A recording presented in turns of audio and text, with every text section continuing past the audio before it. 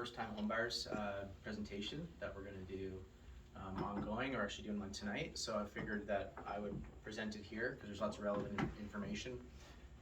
Regardless of if you're a first-time homebuyer or not, the information kind of transfers up to most purchases, so we'll go through it today.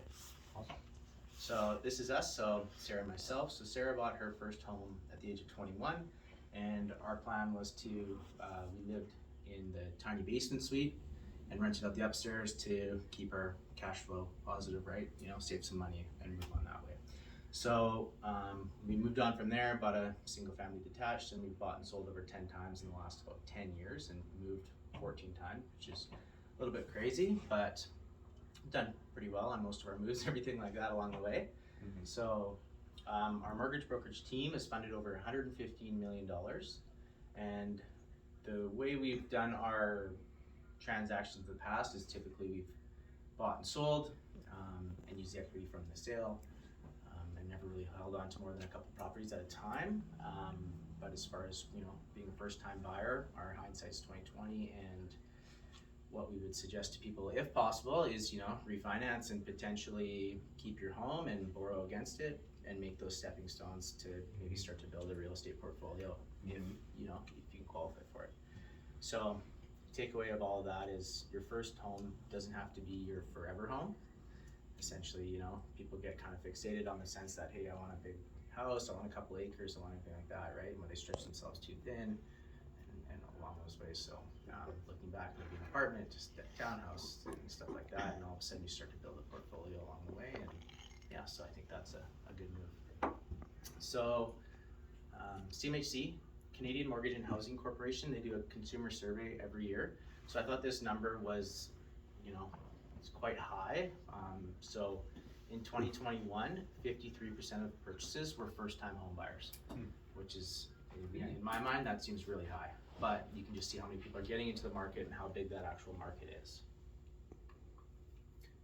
A few terms for someone getting into the market that, you know, is really good to know. So pre-qualified versus pre-approval. So people kind of get caught up on these terms and think that, you know, hey, I'm pre-qualified, okay, I can go buy a house, I don't even need a financing subject, right? So this is, Sanjay's laughing, right? So so pre-qualified essentially means it's more verbal, right? We talk to your client and stuff like that.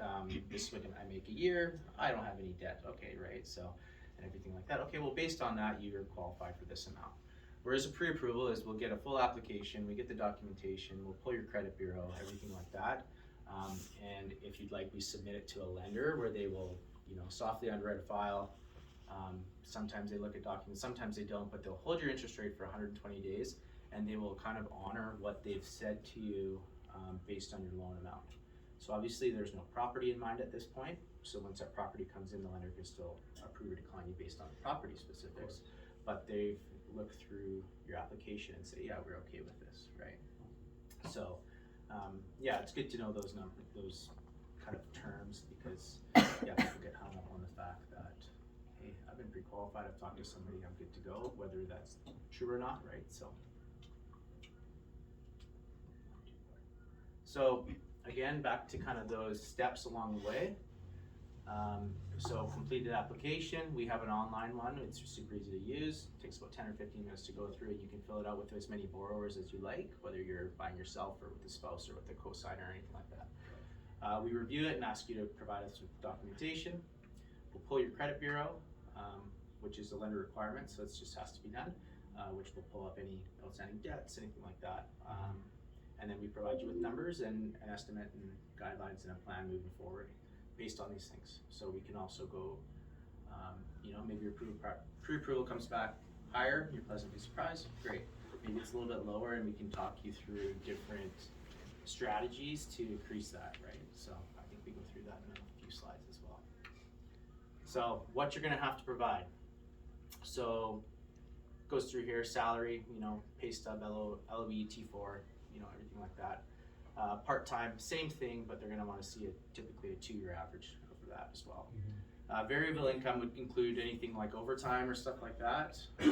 Seasonal work, where you know, maybe your base salary is X amount, you make commission on top or overtime on top, so that's where you wanna see the 2-year average of all that. Now self-employed, this is where it's going to pertain to most of you.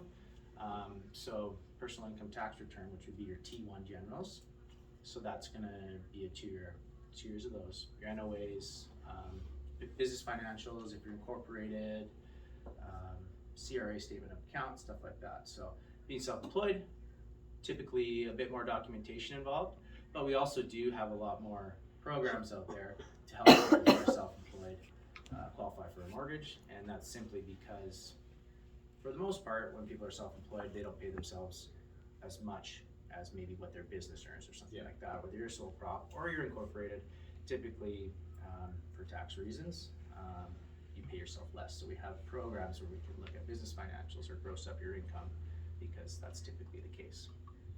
Just out of curiosity on that one is with an incorporated company, if they're paying themselves a salary, is that usually generally a good idea? Yeah, for sure. For when you're trying to get a mortgage, pay yourself a salary? Yeah, for sure. So they're going to look at the consistency over 2 years. Salary dividend.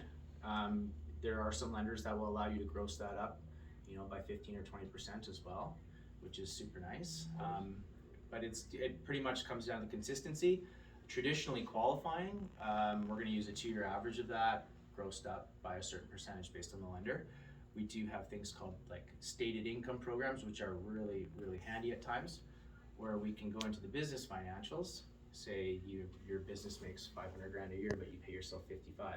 Okay, based on these financials and these expenses, we can gross that number up to 80, 90, 100, whatever it might be, and the lender's going to look at that and say, yeah, okay, that's reasonable. We'll use that as your qualifying income. So there's stuff like that out there. So it's important to plan ahead. Important to plan ahead with taxes, as far as working with your accountant. So I work with the deal a lot to try and pre-plan so that you don't pay yourself too little. But as well, work with a mortgage broker as well, simply because some of these banks can offer these stated income programs and stuff like that as well. So lots of times people go into the bank and they'll go, okay, well, I'm approved for this amount of loan and this isn't going to fly. Yeah. Right? So we can try and say, okay, well, if we do this, here's where we kind of make these steps and plan with people. Awesome. Yeah. Down payment amounts. So minimum 5% down for an owner-occupied purchase. Doesn't matter if you're a first-time home buyer or not. Lots of people, that's a misconception. If you're buying owner-occupied, you can do it again and again and again with minimum down. It's 5% on the first 500 grand, 10% up to $1 million, 20% for $1 million, and rental property purchases, investment properties. So that's why these numbers slightly change as you go up to, above the 500K mark. That's why you're paying over the 6-7% is minimum down on that, because once you hit 600 grand, you're paying 25 grand on the first 500K, and then 100 or 10 grand on the next 100 grand. Right. If that makes sense, right? So you don't get that. So it kind of goes up as you go. But that's a good little chart, so you know what you're dealing with. And then obviously anything less than 20% down, you're going to pay a default insurance premium, which is standard in Canada. So it just gets added to your mortgage. It's not out of pocket. You get it amortized over 25 or 30 years. So a few expenses to think about when you are purchasing. Home inspection, although not required for financing, it's going to come in around $500 probably in your contract purchase and sale with most of your clients. An appraisal, depending on the type of purchase and the type of property, that comes in around $500 depending on the thing. Legal fees, so when you go deal with your lawyer for closing, so there's another cost in there. So I'm not too sure exactly, but about $1,500 for a purchase, I'd imagine, or something like that. Property transfer tax, so you pay that but there are exemptions for first-time buyers as well. Moving expenses, ongoing costs, those are other things, property taxes, strata, and stuff like that moving forward. So, your whole financial picture, what are assets, right? So this is what the lender's going to look at, whether you're using this for a down payment or just to create that net worth, right? So investments, TFSAs, RSPs, stuff like that, and cash being liquid. Your checking savings account, and potentially gifted funds from, a family member or something like that, right? To help you get into the market. Non-liquid being, your house, potentially your house, equity, vehicles and stuff like that. So the first time homebuyer incentive is actually a shared equity program with the government of Canada. It's pretty interesting. The eligibility requirements are a little outdated based on the market today, but it is a really cool program. There's the eligibility requirements there in brief, and what they do is if you're able to provide a 5% down payment or 10%, the Government of Canada will match that, and essentially that will bring down your total loan amount, pay less default insurance, mortgage payment goes down per month. So, for example, $300,000 house, and you have your $15,000 down payment. The government, if you meet the requirements, they'll match your $15,000 and put your down payment down as 10%. Default insurance premium goes down, your monthly payments goes down. Just helps these clients buy. You are required to repay that when you either refinance or sell the house, and the government essentially owns 5% of your house, which is a shared equity program. But if it's if you're worried about your monthly costs and stuff like that, it's pretty interesting. This is just coming down to about like outstanding debts, and we just really wanted to show, the same applicants, same income, same down payment amount, but this applicant has the outstanding debts, an installment loan for a vehicle, credit card balance, line of credit balance, maybe some student loans, and a difference of over $115,000 in borrowing power. So obviously, maybe it's not realistic that you can pay off your vehicle loan if there's $50,000 owing or something like that, but just a good idea. It ties into your credit as well to keep your debts low if you're looking to borrow, because these external debts really drives down your borrowing power. So if you can kind of keep those things tidied up. And then to tie that in, here's your Beacon score. So we're going to pull your credit when you submit to a lender. Now, this is kind of what makes up your Beacon score. So credit history is literally just time elapsed with trade lines. New credit would be inquiries. So say you're going to look at a vehicle or something like that, and you go around and you hit 30 dealerships. Okay, well it's not ideal, right? So these hard hits on your credit. Types of credit: installment loans, credit cards, revolving, everything like that. Oh, I'm done. But this is these two are obviously the big two: used versus available credit. That's utilization. So lenders and creditors, they want to see your balance, or your limit. So say you have a $10,000 credit card, they like to see that balance be 30% or less, which seems really low, but that doesn't mean you can't use your card. But use it, pay it down, use it, pay it down, use it, pay it down. They want to see you use it, but use it properly. Payment history, missed payments, bankruptcies, anything like that, right? So,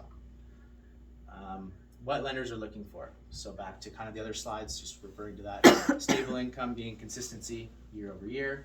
That doesn't mean you can't have a new job, but when you do have a new job, typically a lender likes to see that you have guaranteed income, whether it's full-time or something like that, right? Good savings habits, so financial picture, assets, strong credit, which would refer back to paying your debts on time, your credit score. Buying within your budget, that's a big one too. Maybe you're going to be, reducing your purchase price you're looking for just based on certain things. And then a marketable property. Lenders really like to see cities you live in, types of homes, stuff like that, right? Because you might meet items 1 through 4, and then you want to buy a little cottage out in the middle of nowhere, what I mean, on well water and stuff like that, and then they can decline you, right? So these things all come into factor. So this comes into qualifying.